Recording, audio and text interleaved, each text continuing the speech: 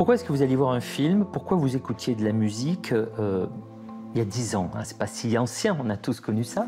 Vous le faisiez parce que vos copains à l'école, vos profs, vos parents, des amis, ou alors le critique littéraire, le critique de cinéma vous recommandait tel ou tel film. Aujourd'hui, cette recommandation, elle passe beaucoup par des algorithmes qui sont capables de regarder ce qui a été écouté comme musique ou vu comme film dans le monde entier.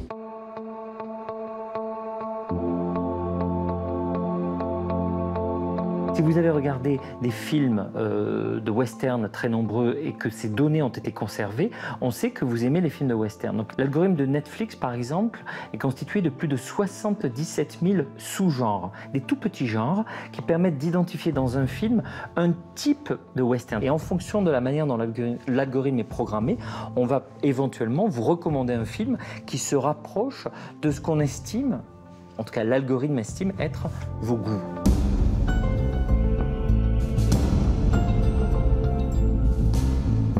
House of Cards, c'est un bon exemple quand même. C'est une série patrimoniale maintenant pour Netflix, si on y réfléchit, parce que c'est quand même la série qui a créé toute cette dynamique d'analyse en fait. Kevin Spacey est le résultat de beaucoup de sondages, puisqu'ils se sont posé la question qui c'est qui pourrait jouer de manière intuitive, un mec crapuleux, mais quand même très haut placé, qui est vraiment bourré d'ambition. Ils se sont dit, c'est le mec qui a joué dans Seven, c'est le mec qui a joué dans Usual Suspect.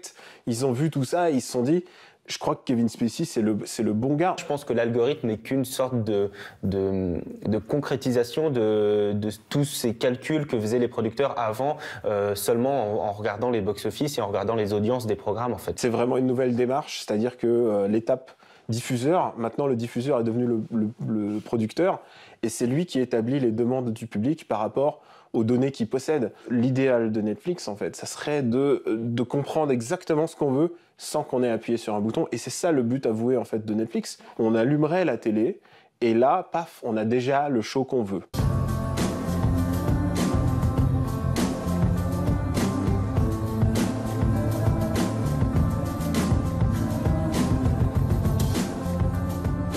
C'est une méthode de travail qui est intéressante de leur côté. Nous, c'est vraiment pas du tout notre modèle. Notre modèle, c'est de dire qu'on a une expérience humaine chez OCS de gens qui ont envie de partager une curiosité, une originalité et un côté transmission qui est très important aussi pour nous.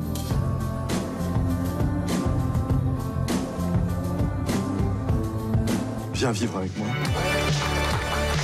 Je refuse de venir vivre ici, ok ?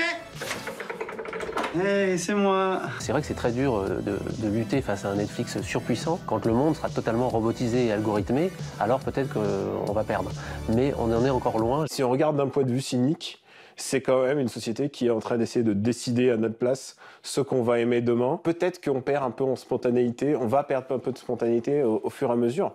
Mais en même temps, quand on regarde une série comme Sense8 qui est complètement improbable, quelle chaîne de télé aurait pu permettre un truc aussi barré que Sense8 d'exister sur la base de...